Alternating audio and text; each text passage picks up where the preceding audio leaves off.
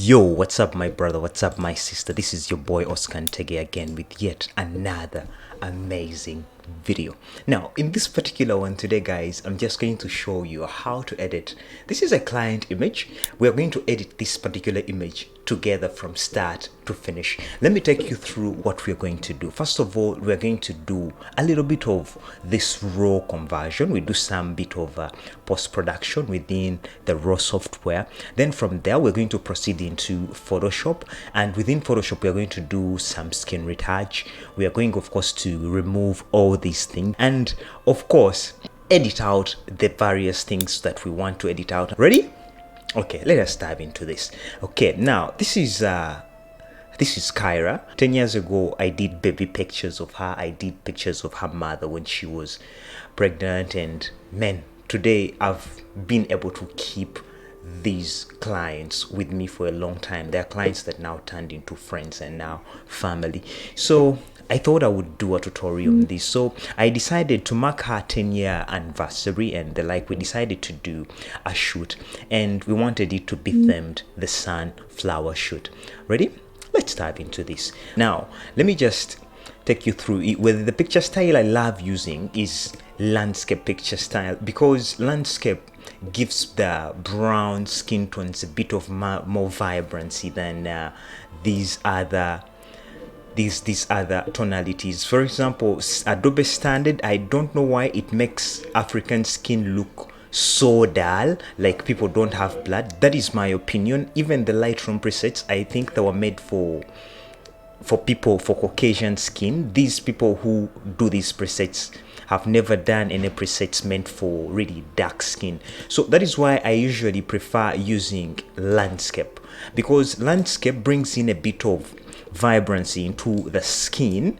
You know, the skin turns out really vibrant than it looks in other picture styles. Let me try portrait and you see still the same thing. Portrait a bit sucks out the blood out of the skin, and vivid gives it a lot of contrast for me, and that is too much for me. And if you're editing dark skin, usually you realize the shadows become too black, in that you lose out on the detail. You see what happens with the shadows? And so the safe place I usually go for is landscape. Yeah, okay, because landscape is somewhere in between vibrancy and of course a bit colorful. Yeah, okay, so I'm going to come and first do what they call first turn down the picture style. So the second thing I'm going to do, I'm just going to come and before I do anything, I come into opticals here, because the lens we used wasn't expensive, and the first thing I do is remove chromatic aberration. Chromatic aberration are those purple linings you see that usually come. I don't know whether this picture has it to really demonstrate it. Let me just see. I really, they are not on this, but usually if you're using a cheap lens or a kit lens, usually, especially at the edges of the picture, there are those green lines and pink purple lines that come on the edges, especially on images that are backlit. So that is one thing I usually do when I'm doing this post-production, so that the picture turns out to be more vibrant, looking more professional, because the glass usually creates a bit of, oh my god, I'm talking a lot, eh? Okay, let us move forward. I don't want to talk a lot. I don't want the tutorial to be so long, but you get the point. So the next thing I'm going to do, I'm just going to raise the exposure just a little bit. You know, I don't want to take it overboard, just like that. So I'm going to the highlights, I don't want the highlights to burn out so much, so I'm just going to come and pull the highlights down a little. Not actually, I'm pulling them down completely.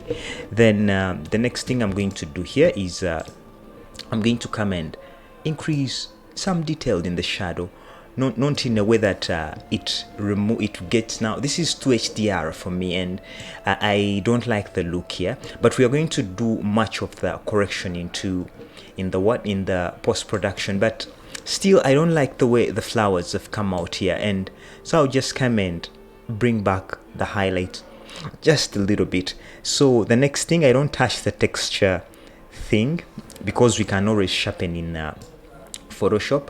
Then the curves I don't even touch. The other thing I'm going to do is I'm just going to come and do white balance. What do I do with white balance? I just come into the white balance tool and I look for a place that is meant to be white in the whole image, and that is where I click to get the proper white balance. So this is a bit greenish for me, so I'll just come and look for another spot. I think that is a bit close. So but again, when you look at it, the skin tones have become so blue. So what do I do here? I just come and customize it just a little bit and add in a little bit of warmth just here so that it doesn't turn out to be so blue. All I wanted was to get a starting point. Okay, so the next thing I'm going to do is I don't touch the curves, I don't do any of these things. So I'm just going to open up this image. Oh, I'm working on a retouching course for you guys, and you guys are going to love this particular course I'm doing for you. I'm just going to lay out all the workflow from start to finish. I teach you guys how to edit and create fine pictures even if you don't own expensive cameras. Now let's do this. Now the first thing you're going to do, we first do what they call cleanup, like panel beating. When I say panel beating, we are going to first clean up all these wires and all that stuff. So I just create a layer on top here and then get my spot healing tool, and I say sample all layers.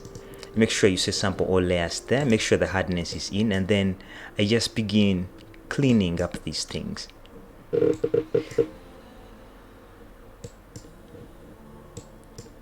Slowly.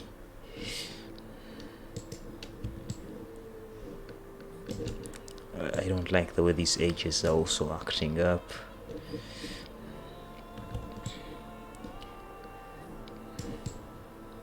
So I just still come here.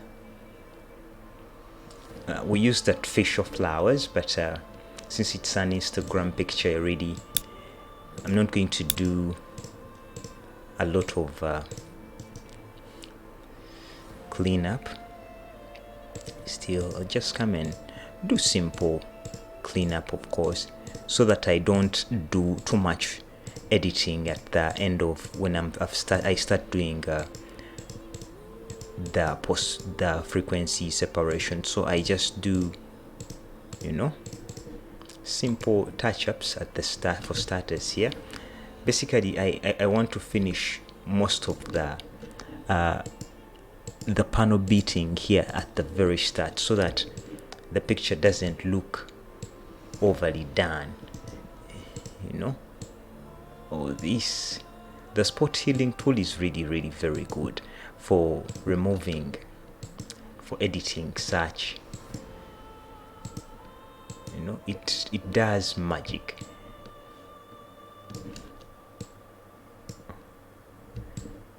Because it has that content aware thing, so somehow Photoshop uses AI to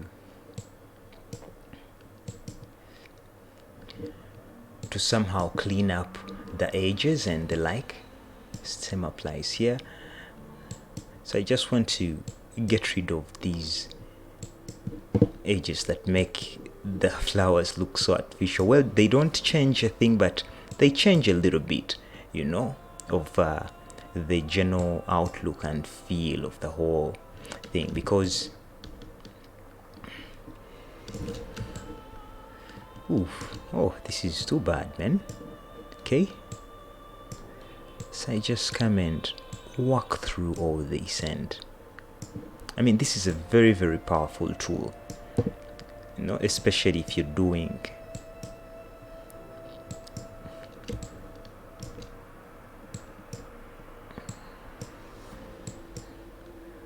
basically it detects things from around and it does the cleanup for you.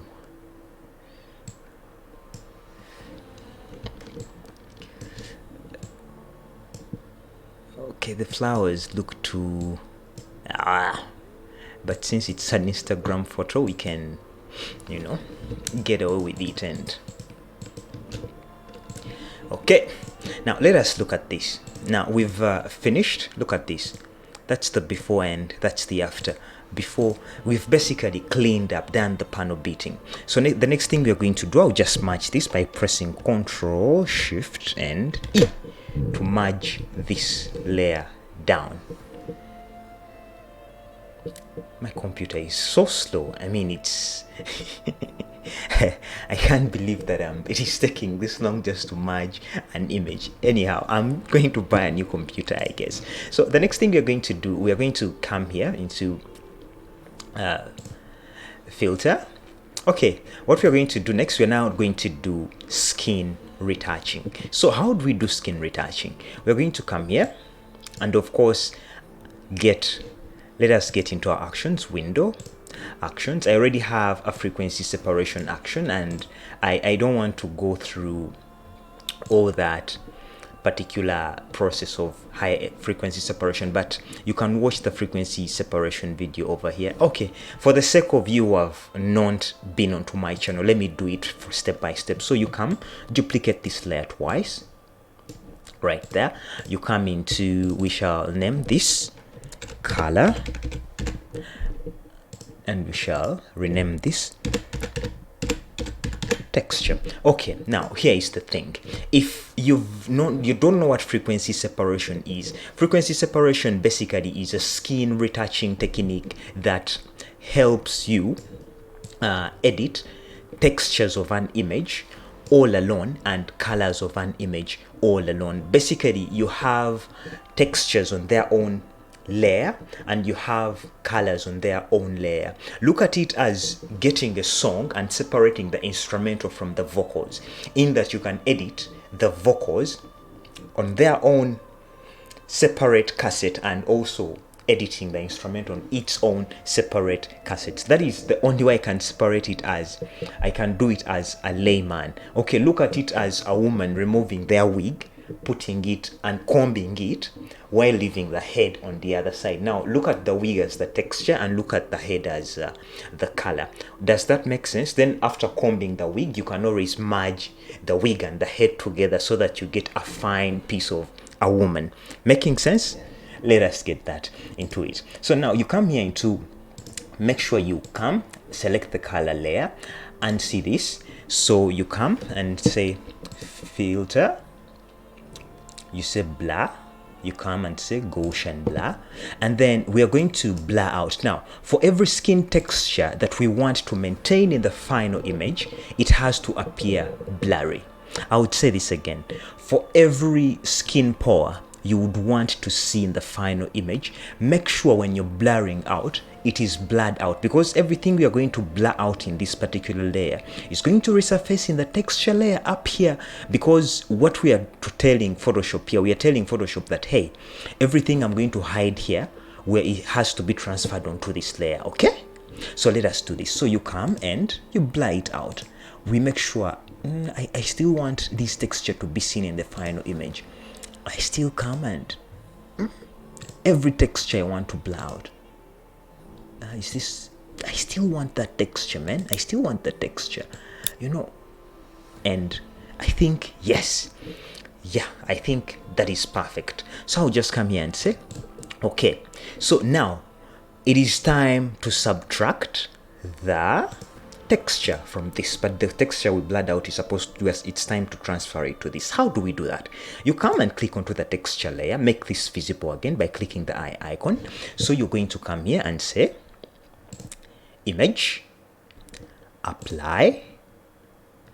Then remember we said we are going to steal, you know, we are going to do what? To steal. So you come here and say subtract. Remember, we are subtracting. Where are we subtracting the texture from? You guessed right, we are subtracting it from this layer, because everything we blurred out, now it's time to subtract it from this layer and put them here. How do we do that? So we come into the layer section here and then we select the color layer. See what happens?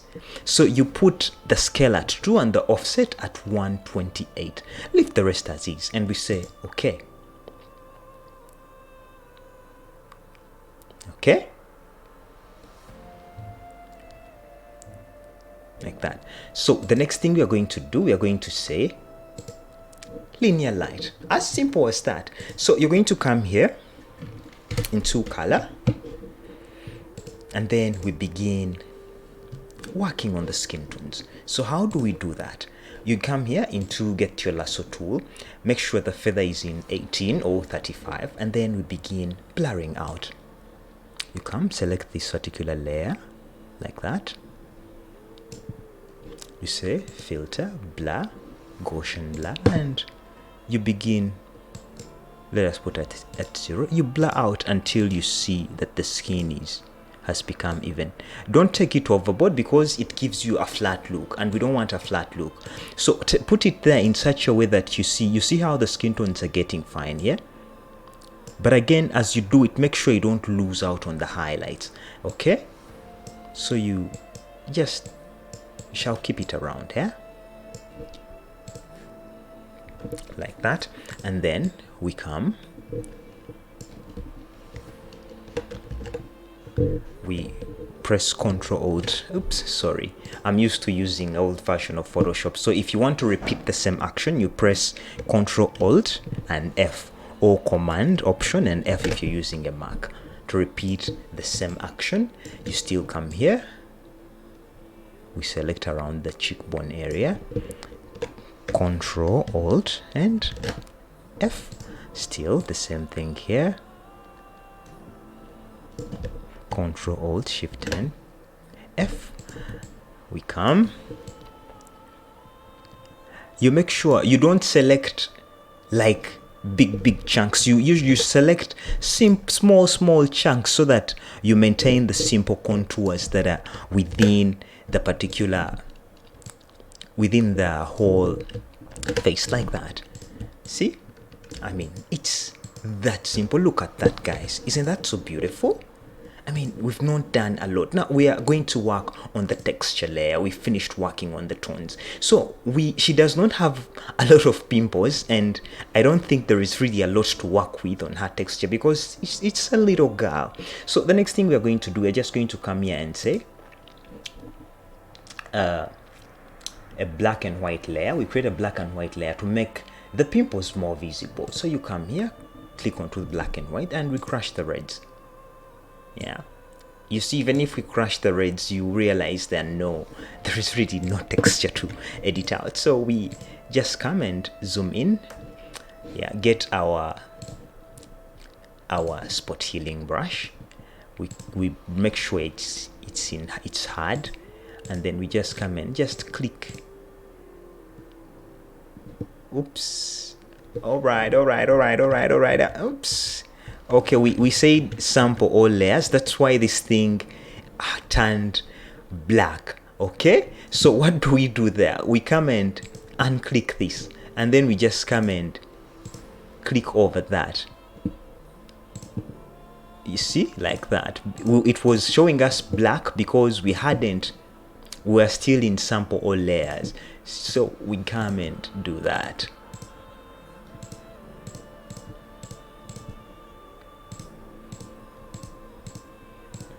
Oh, by the way, if you've not yet subscribed to this channel, come on, go ahead, subscribe so that you don't miss a thing.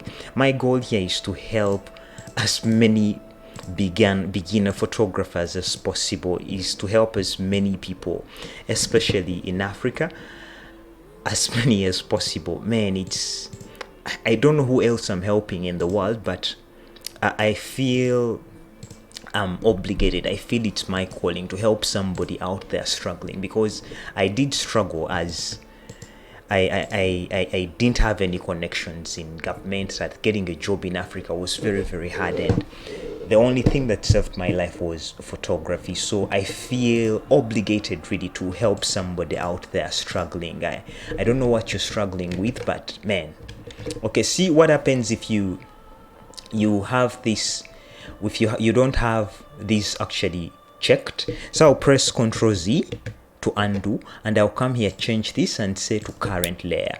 So I'll just come and this is now the clone stamp basically. Yeah,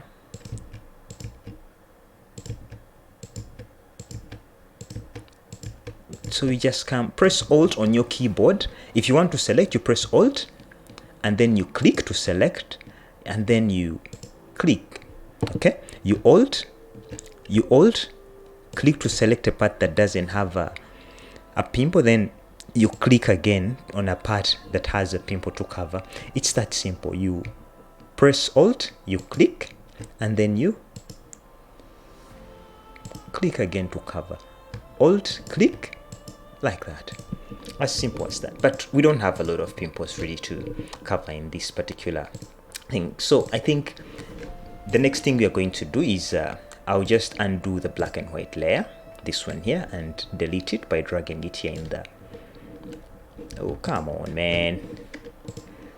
Okay, I'll just come on. Okay, I don't know, my computer is fucking slow. Okay, I'll just delete it like that. Oh, forgive my French. Did I use the F word? Okay. Now we are here. We finished working on the textures. We finished working on the skin tones. So what are we going to do next? Now we're now going to do some eye whitening and some teeth whitening. So how do we do that? You come here into hue, rather into what's wrong with me today?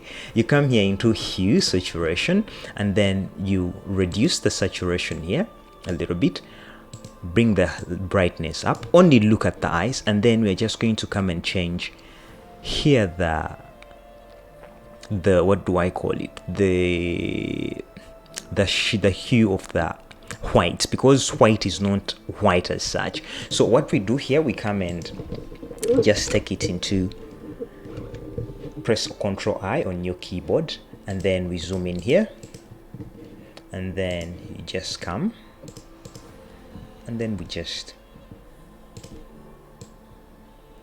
paint over. And the other thing, when you're painting, don't paint the pink part of the eye. The parts that are supposed to be pink, don't paint them. Just do only the painting you have to do is just highlighting. Even when it comes to the teeth, don't paint these teeth here. Only do it for the front, like just the various parts of the teeth. You don't have to paint the whole tooth, because naturally the teeth are not even white. You know, it's just glamour photographers that want to give that angelic kind of vibe to someone. Now, to my taste, these are too white. So what do? I just come and reduce the saturation just a little bit here, rather the opacity just a little bit there, so that they look normal. So the next thing I'm going to do, I'm just going to come and do a little bit of color grading in this image. So how do I do that? I come here and then I say selective color. I'm first going to work on the skin tones, and then I just come, since we are working on dark skin, I'll just come and of course add in a bit of browns by adding in more reds towards the skin tones, so that they're more chocolate brown, because she's chocolate brown by color. It gives the skin that vibrancy, a little bit of magenta. Then the next thing I'll come here to do, I'll come into the blacks, because you see she has a black net. So I'll come here and just, not so much, just reduce a little bit of the blacks, you know, so that they're a bit thick. Then I'll just come and add in a little bit of cyan, because I'm adding a bit of cyan into the blacks because I want the skin tones to be a total opposite of what we put there. Because in the when we did the skin tones, the reds, we actually removed the cyan, but in the blacks, since she has a black background, we want to increase the cyans so that they are totally opposite of the skin tones. Okay, so but we don't want to take it overboard, that is too much. So what we're going to do, we just come and just give it something like a little bit of a 2 there. Okay, so we're going to come and work on the yellows here because of the sunflowers.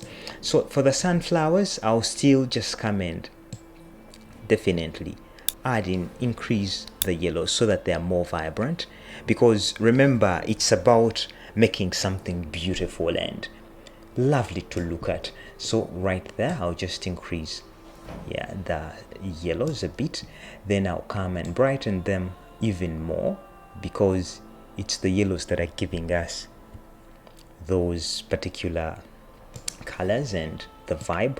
So do I want more oranges in the yellows or more cyans? I think I'll just keep it around. I think do I need, nah, I won't keep it in the greens. I'll just keep it just around -10. And that is that with color selection. So let me show you this, the before and after. Look at this. That's the before and that's the after. Before and after. So the next, excuse me, so the next thing we are going to do right now, we are going to come here and then say gradient map. So what does gradient map do? Gradient map basically is going to create for us mood of the whole image, where we are going to give shadows a particular vibe and the highlights a particular vibe. This side controls the shadows and this side controls the highlights. So let's come and do this. You come here, click here, and then you double click here, and then you choose here a color. I usually love my shadows to be a little bit in these cyans and dark blues. So you can actually just copy this color code here down here if you want, you're following along this image, this color code here. I would say okay, then I'll come in the highlights here as well. I usually love my highlights being in the milky kind of pinkish thing. So I just come and click over there and say okay, this is a question of taste really. You don't have to do it the same way I do it. So you come here and reduce the opacity just a little bit here. I'll keep it at around let me see, I'll keep it at around 8. Then I'll come here and say color, because if you leave it in normal, let me just show you when you leave it in normal. In normal it leaves a haze on top. Do you see that haze that comes in? But when you change the blending mode to color, it blends in, it creates more contrast into the whole image. Okay, so the next thing I'm going to do is one of my favorite. I'm just going to come here and say curves. Where curves? Right there. So I'll just come here and pull this down a little bit, the shadows down, and then pull the highlight just a little bit up like that. I'll still come and pull the shadows a little bit up, because remember we are editing dark skin, we don't want to crush the shadows. Yeah, so now I'll just come here into vibrancy, and then I'll just pump up the vibrancy. Now this is a question of taste really, and also here I come and pump up the vibrancy. And guys, how amazing is that? Let me just come and put these all in a group and we look at our before and after. I mean, look at this. That's the before and that's the after. Before and after. Isn't that amazing? Now the next thing we are going to do, we are just going to add a little bit of sharpening. Yeah, clever sharpening, simple sharpening, not because this is a lifestyle kind of picture. So you come Ctrl Alt Shift and E to create a stamp, or Command Option Shift and E. Then you come here and say vivid light. Then you come here and say filter, other, high pass.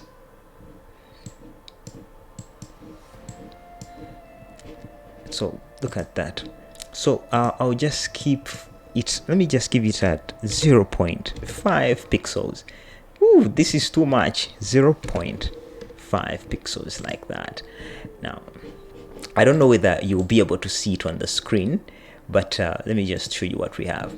Now this is the before and the after. It's not a lot of sharpening, but it adds in a feel of clarity even if you have a cheap lens. Now let me just show you a simple technique of how to crop this particular image in a way that it creates more presence. Look at this.